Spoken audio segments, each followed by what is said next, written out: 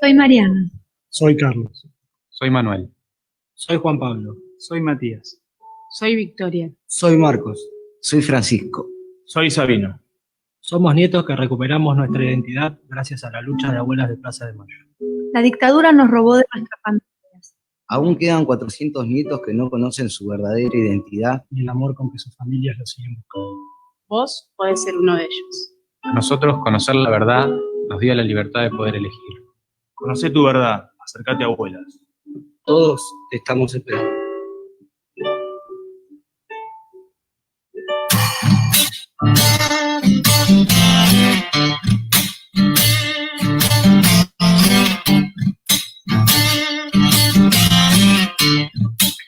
Muy bien, seguimos en Pensar en Nada. Comenzamos el bloque de actualidad, donde semanalmente pasamos revista a las principales noticias, por lo menos a criterio nuestro propio de Pensar en Nada. Bueno, y comenzamos el repaso, Elena, Natalia. Sí, por ahí la noticia más, no sé si fundamental, pero sí fue algo muy esperado. Es la media sanción que tuvo 11 de diciembre a casi las 7 de la mañana en el Congreso de la Nación, la media sanción del proyecto de interrupción voluntaria del embarazo. Luego también se aprobó el llamado proyecto del Plan de los 1000 días, que era este paquete que envió el Poder Ejecutivo en relación a una ampliación de derechos de las mujeres y las personas con capacidad de gestar, en una perspectiva, creo yo, de poder elegir la maternidad, ¿no? Que no sea algo impuesto ni que sea una obligación, sino una mirada integral sobre la salud pública. Fue un debate largo, hubo vigilia, hubo movilizaciones en la calle, y ahora pues pasó al Senado y digamos, todavía falta, habrá que ver si qué se está tejiendo en relación sí, al tratamiento. Ya se mandó esta semana, empieza el tratamiento en comisiones del Senado y se espera que el 29 se realice la votación, en la cual todavía no hay nada definido, porque bueno, si uno puede ver, se cambiaron algunos votos, tanto digamos los llamados verdes hacia los celestes y viceversa, así que habrá que ver. Se había tratado, no el año pasado, yo me estaba confundido en la semana. No, en 2018. En la semana me confundí y en algún lado dije el año pasado, pero fue el 2018, que sí. Fue el año pasado directamente ni se trató en el Congreso. No, porque, bueno, lo que es la octava vez, o sea, 8 veces se presentó el proyecto, se pudo hablar digamos, se le dio tratamiento en el 2018 y recién ahora nuevamente. Y en el 2018 se quedó también en el Senado. Se quedó en el Senado. Había sí. pasado la media sanción. Había pasado la media sanción. O sea, también entró por diputados esa vez. Sí, con algunas diferencias fundamentales que ahora, digamos, o sea, hay... ¿Es otro proyecto o es el mismo? No, es otro. Primero el proyecto de la campaña fue este último que se presentó, fue tomando algunas cosas que es del proyecto del 2018, el que se había aprobado con media sanción, tomando, o sea, siempre apuntando hacia algunas cuestiones de lo posible. De hecho, este proyecto también se modificó, no es el original de la campaña, bueno, porque salieron algunas cuestiones como es lo de la objeción de conciencia institucional para las instituciones médicas religiosas, algo que es bastante criticado y que, bueno, cuando hablamos con Estela Manzano estuvo contando su mirada sobre la objeción de conciencia. Y bueno, habrá que ver esto. El panorama es favorable porque ahora las comisiones a las que se mandaron son otras, no es la misma, y el dato fundamental es que hay una iniciativa del gobierno que, bueno, igual la votación quedará a cargo de los senadores. Igual hay como ya un tanteo el poroteo del Senado y está también medio mejor que el 2018, pero también complejo, ¿no? Hay que ir siguiéndolo y ver qué pasa ahí. Y después está también, bueno, esto que decías, bueno, capaz que lo vas a tratar en géneros, porque también hubo algunas cláusulas como objeción de conciencia y otras cosas que surgieron como para poder avanzar Claro, esto que decía, estas modificaciones, sí, o sea, lo fundamental creo yo que es, bueno, que habrá que ver después cómo se reglamente Sí. para pensar en si estamos más cerca o no de la ampliación concreta de derechos. Bueno, hubo una publicación, hubo muchas cosas, porque claramente la sociedad está dividida hace años, o desde el inicio de la historia, pero en este tema también, y han surgido versiones, puntos de vista de todo tipo, y bueno, vamos a entrar ahora en debate, pero hay un texto, un análisis que hizo en las últimas horas Ángela Lerena que me parece interesante, el que quiera ir a chusmear. Cambiamos, así no se nos pasa el bloque de actualidad de tema. Seguimos en pandemia, por más que, como decía Elena al principio del programa, está todo como muy flexibilizado, pero seguimos en pandemia. El virus aún no tiene solución, respuesta, está entre nosotros, hay que seguir cuidándose. Si bien está todo muy flexibilizado, en Europa van por la tercera ola, no terminó la segunda y ya inició una tercera ola. Hay nuevos contagios, por ahí también dejó de ser noticia en los grandes medios de comunicación, así que lo que se dice con los protocolos, ya se habla de las burbujas de amigos o las burbujas familiares que se comienzan a gestar, tanto para salidas en lugares espaciados o al aire libre, pero también se vienen las fiestas y seguramente va a ser una prueba de fuego para la sociedad y para enfrentar a este virus que tuvo una noticia trascendente, porque los medios te hablan de un montón de cosas y muchas veces confunden también.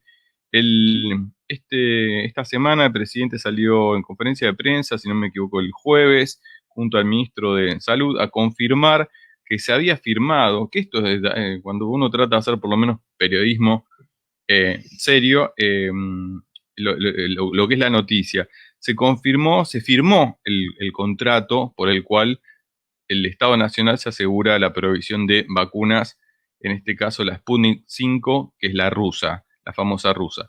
Pero también después yo de haber escuchado una parte importante, sino toda la conferencia de prensa, tanto del presidente como del ministro, hace meses que venimos hablando de las vacunas y que Pfizer, que el otro no, todo eso es a mí me suena a decir el intratable del periodismo, pero es ya todo un show y todos hablan y nadie sabe, no hay nada cierto. El Estado Nacional al día de hoy tiene firmado 3 contratos. Uno con la Universidad de Oxford por una posible provisión en algún momento de 3 millones de dosis de vacuna. Después, pero todavía no hay fecha ni nada sobre eso, no hay nada concreto sobre eso. Está firmado el contrato, pero no hay fechas. Después, el Estado Nacional tiene un segundo contrato firmado que es con un grupo de países, pero esto es un grupo que depende de la ONU. Por lo tanto, ¿qué significa esto? Que una vez que la ONU tenga respuesta, va a asistir a todos los países que forman parte de este conglomerado. Pero tampoco hay nada certero todavía, o sea, estamos dentro de ese grupo, cuando haya alguna novedad, todos los países que forman parte de ese grupo van a tener alguna respuesta, pero tampoco había nada en concreto, pero estaban firmados esos 2 contratos. El tercer contrato es el que se acaba de firmar ahora en estos días, y que habla de esta provisión de 600.000 dosis, porque son 300.000 vacunas, o sea, para 300.000 personas son 600.000 porque son 2 dosis, que serían las que en algún momento dijo el presidente que estarían para ser vacunadas 300.000 personas a fines de diciembre, y que completaría entre enero y febrero unas 10 millones de vacunas. Esto sí es certero, es concreto, con una cláusula que dice que para marzo se podría pensar en pedir 5 millones de vacunas más, pero fuera de eso no hay nada en nuestro país. Yo escuché de Pfizer como si fuera que la podés ir a buscar a la farmacia. Pfizer es una vacuna que todavía acá no está. El presidente y el ministro dijeron, estamos hablando con un montón con todas las posibilidades, con todas las vacunas que haya, pero en concreto hay que ir negociando, viendo cuáles son las certificaciones, nada, y no hay nada más que esto que acabamos de decir. Por lo tanto, también se habla de dónde van a ser, pero escuché preguntas de algunos periodistas, pero ¿se sabe de dónde van a venir las vacunas? ¿Quién las va a traer? Bueno, nada, se habla de, el presidente y el ministro hablaron de, están certificada la calidad de los científicos rusos que salen de un lugar donde tienen asegurados varios premios Nobel históricos los rusos, así que bueno, nada, si es cuestión de sembrar duda, la verdad es parte para mí del terrorismo mediático, pero habrá que ir viendo cuáles son las posibles respuestas a esta pandemia complicada y cómo mientras tanto nos vamos cuidando entre todos. Ya nos fuimos con estos dos temas, pero quiero no, sin mencionar algunos punteos de Lina Natalia. Se comenzó, esto es gravísimo para mí, gravísimo, y tampoco lo vi en muchos medios. Seguramente pensar en nada es uno de los temas que le dará espacio en algún momento cuando continuemos con los videos y todo, o veremos cómo. Pero se comenzó en Wall Street a mercantilizar el agua. Hace años que venimos hablando de, en nuestro país es una fuente natural de agua, que no hay reservas naturales en muchos lugares del mundo. Venimos hace años hablando de la Patagonia, de cómo se fueron vendiendo hectáreas a millonarios y cómo se fueron cercando algunas reservas naturales a título de dueños privados, cosas que no tendrían que haber pasado. Y lo que en algún momento parecía proyección o estaba como muy lejos, comenzó a pasar. Tiene precio el agua en Wall Street. Y esto no me parece que sea menor porque es uno de los recursos escasos que tiene nuestro planeta y que claramente estamos en una situación crítica también en cuanto a medio ambiente. Sí, además fue el Día de los Derechos Humanos y el agua es un derecho humano básico, esencial, la cual muchos compatriotas, ¿no? Hombres, mujeres, familias enteras de nuestro país todavía no acceden, ¿no? Y ya tenemos la mirada del imperio sobre el acuífero guaraní, que es una de las mayores reservas del mundo de agua dulce. Es preocupante, claramente, digo, la cuestión ambiental a muchos y a muchas por ahí nos iba quedando, digo, no hay que perder nunca la mirada geopolítica, ¿no? No pensarlo como, creo yo, ¿no? Hay que politizarlo todo, incluido ese tema que no es simplemente si hago compost o reciclo la basura, sino que es más amplio. Los recursos naturales, claramente, digamos, este lugar de la Argentina, de país que ha sido expoliado a lo largo de los siglos, me parece que pone una alarma. Y bueno, como vos decís, esto qué se siembra, ¿no? La fake news o qué es lo que se pone en primera plana, y un tema que va a haber que seguir denunciando y viendo cómo se resiste, porque bueno, dependemos todos de esto, ¿no? Uh-huh. Después, por otro lado, bueno, como decías vos, se cumplió una nueva fecha de el Día de los Derechos Humanos, pero es una fecha clave para todos los argentinos porque además de ser el Día de los Derechos Humanos, estamos hablando del 10 de diciembre, ¿no? El Día de los Derechos Humanos, el Día del Trabajador Social, el Día del Comunicador Social. También es el día en el que se cumplió un año de la asunción del gobierno nacional, el gobierno provincial y de este recambio último democrático que hicimos el año pasado. Lo cual tampoco me parece menor, que lo destacaba un docente colega en las redes sociales. El pueblo argentino está cumpliendo 37 años de democracia, que tampoco es menor, viendo el panorama general, latino, internacional, tampoco es menor. 37 años continuados de democracia, con todo lo que implica, caras pintadas en el medio, devaluaciones, hiperinflación, etcétera, etcétera, etcétera. Fake news, bueno, y espías por todos lados. Un avance de los golpes blandos en la región, de las cuales en todo este año, pandemia mediante, si vemos las marchas anticuarentena y si vemos la instalación de todos estos temas, se ha intentado socavar también, ¿no? Uh-huh. Exactamente. Bueno, como siempre no nos alcanza el tiempo, estamos ya casi pasados, vamos a tener que ir cortando, pero para ir cerrando, bueno, mencionar las palabras de despedida, de saludo de los familiares y seres queridos. Fallecieron esta semana Alejandro Pachorra Sabela, técnico que nos llevó al subcampeonato del 2014, muy querido por la hinchada de Estudiantes, de la selección y por muchos de sus colegas.